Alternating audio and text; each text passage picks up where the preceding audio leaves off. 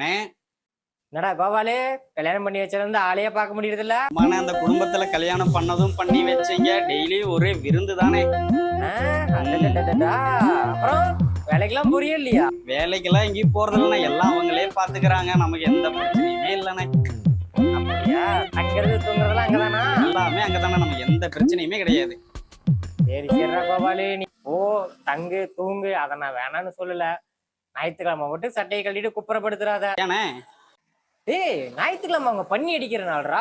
உன்னை வெள்ளை பண்ணி நினைச்சு தூக்கி அடிச்சு குழம்பு வச்சிட போறாங்க.